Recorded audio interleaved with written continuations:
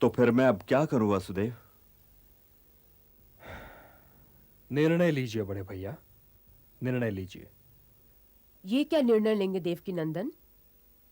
इन्हें तो कदाचित ये भी याद नहीं कि मेरे केश सदैव खुले क्यों रहते हैं। निर्णय तो लूंगी मैं।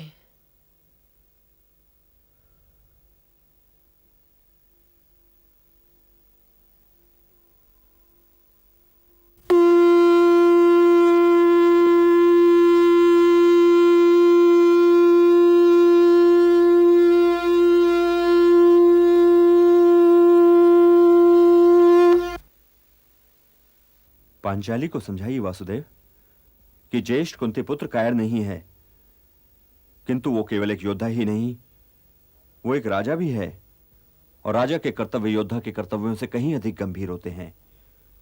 जो लोग मेरे पक्ष में युद्ध करने आए हैं, उनकी रक्षा का भार भी मेरे ही कंधों पर है, और यह भार मेरे अनुजों के कंधों पर नहीं।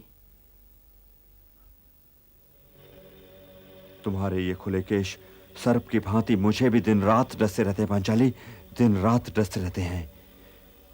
किंतु मैं केवल एक पति नहीं हूं पांचाली, केवल पति नहीं हूं। मैं भी केवल पत्नी नहीं हूं धर्मराज।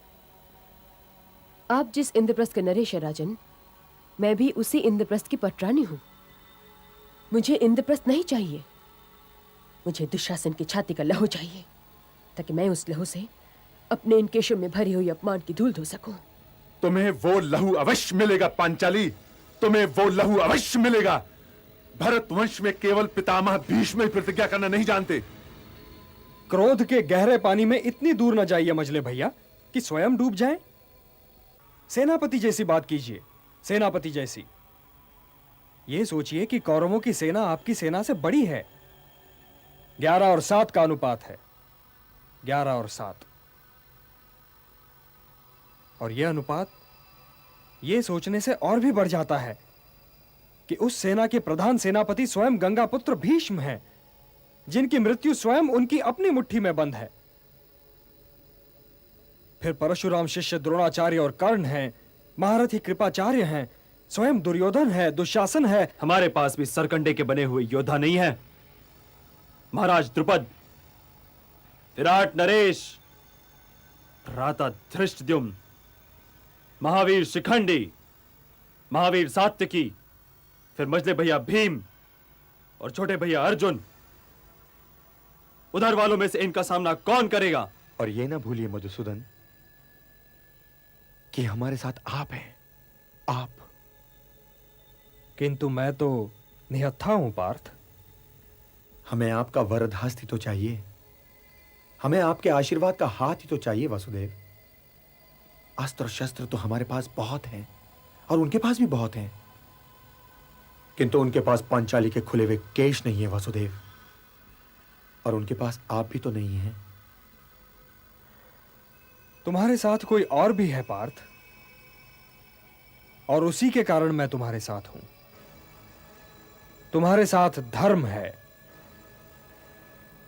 इसलिए यह सोचिए बड़े भैया कि गंगापुत्र भीष्म के सामने आप किसे प्रधान सेनापति बनाएंगे?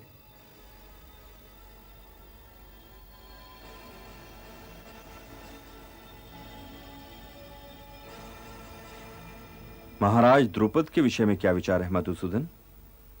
वे भारद्वाज शिष्य हैं, वे गुरु श्रेष्ठ और पितामह दोनों के ही सामने खड़े हो सकते हैं। पितामह और गुरु श्रेष्ठ द्रोणाचार्य की ही भांति पंचाल नरेश भी बीते हुए युग के प्रतीक हैं, किंतु यह युद्ध हमारे युग का है और इस युग के नियमानुसार ही लड़ा जाएगा।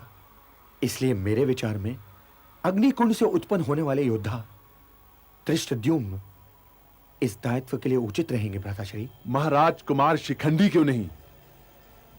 वाद विवाद से कोई लाभ नहीं होगा प्रियनुज। हे मधुसूदन, आप चाहे युद्ध करें या ना करें, हमारे प्रधान तो आप ही हैं। आप बताइए कि यह दायित्व किसे दिया जाए?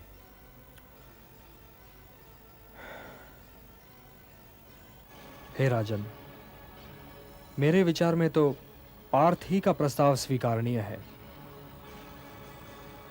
युवराज धृष्टद्युम्न ही के कंधे यदि इस दायित्व का भार संभालें तो शुभ होगा। महाराज तो चुप रहे बहुरानी, पर युवराज ने कहा आप स्वयं वहां पधार कर महाराज से प्रश्न कर लें। तो मेरे लिए एक कष्ट और उठाओ, वहां जाओ और उनसे कहो कि द्रौपदी केवल अपने बड़ों के आदेश का पालन करेगी। यदि पितामह यही चाहते हो कि कुरु राजघराने की लाज द्योतगृह में आए तो मैं अवश्य चलूंगी। यदि ज्येष्ठ पिताश्री की आज्ञा हो तो मैं इस आज्ञा का पालन करूंगी। यदि काकाश्री इसे उचित जानते हो कि मैं वहां आऊं तो मैं वहां अवश्य आऊंगी, परंतु यदि ये लोग ये नहीं चाहते तो मैं वहां नहीं चलूंगी। युवराज मुझे फिर लौटाएंगे बहुरानी। तो क्या तुम अपनी बहुरानी के लिए इतना कष्ट भी नहीं उठा सकते? मुझे इस दशा में वहां न ले चलो दुशासन। मैं कुलवधू हूँ, कुरुवंश की मर्यादा हूँ। अरे आज तू एक दासी के अतिरिक्त कुछ भी नहीं है। चल। ये तो सोचो कि मैंने ऋतु सहन नहीं किया। अरे चल। रुक जा दुशासन, रुक जाओ। मैं तो इस दशा में घर वालों तक के सामने नहीं जा सकती। चल। मैं तो ज्येष्ठ माताश्री को प्रणाम तक करने नहीं गई और तुम मुझे घसीटते हुए बड़ी सभा की ओर ले जा रहे हो। जो मुझे पहचानते हैं वो तो पहचान जाएंगे, जो नहीं जानते उन्हें क्या बताओगे, क्या पाओगे कि मैं तुम्हारे पिताश्री के अनुज महाराज पांडु के पुत्र वधू हूँ।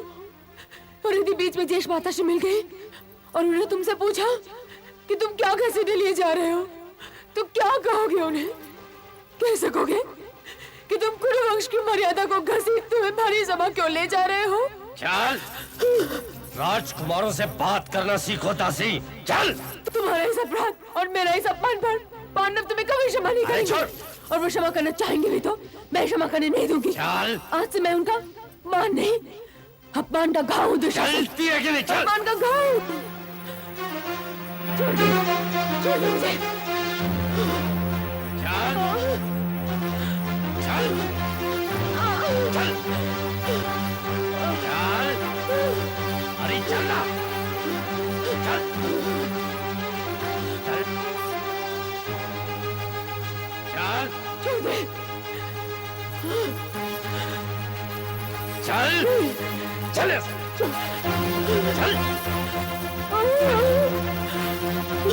चलो। चलो। चल।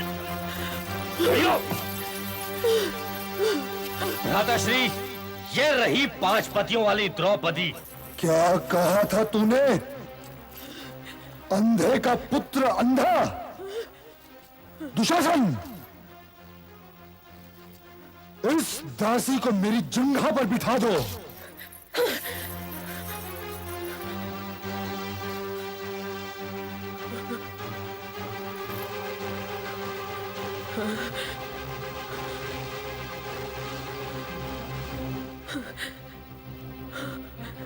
आंखें झुकाना इस समस्या का समाधान नहीं है पितामह। मैं आपकी कुलवधू द्रौपदी एक वस्त्र में लिपटी हुई ऋतु स्नान किए बिना इस भरी कुरु सभा में आपको प्रणाम करती हूँ और ये जानना चाहती हूँ कि आप मुझे आज क्या आशीर्वाद देंगे। आप तो ज्येष्ठ गुरु हैं, महावीर हैं, श्रेष्ठ विद्वान हैं। बताइए, क्या आपने केवल गुरु सिंहासन की रक्षा का वचन लिया था? क्या गुरु मर्यादा का कोई महत्व नहीं? आप जैसे महापुरुष शूरवीर को दुष्टों से मुंह छिपाना शोभा नहीं देता पितामह। जो स्त्री 5-5 पुरुषों के साथ रहती हो वो पत्नी नहीं, वेश्या होती है। और वेश्या का मान क्या और अपमान क्या, ये यहां नग्न भी लाई जाती तब भी अनुचित ना होता। बैठ जाओ। मेरा मित्र बिल्कुल ठीक कह रहा है। एक वेश्या या दासी का मान क्या और अपमान क्या। दुशासन, मेरी इस दासी को नग्न कर दो देखूं तो सही कि जिस दासी को मैंने जीता है वो लगती कैसी है।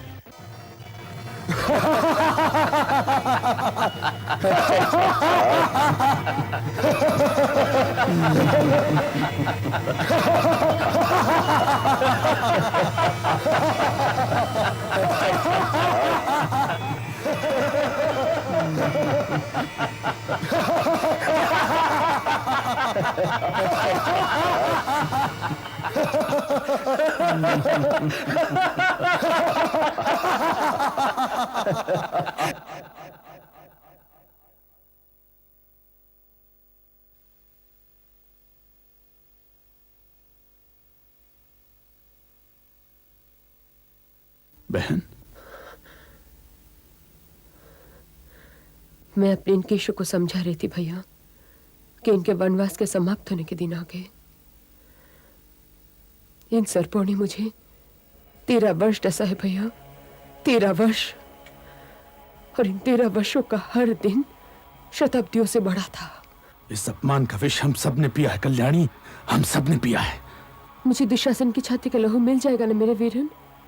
दुशासन की छाती का लहू अवश्य मिलेगा, अवश्य मिलेगा।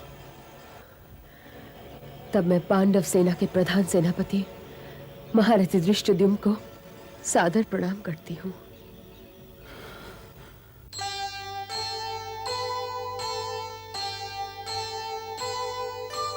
दुशासन के रक्त से जब तक होना स्नान, तब तक करती द्रौपदी महाप्रलय का ध्यान।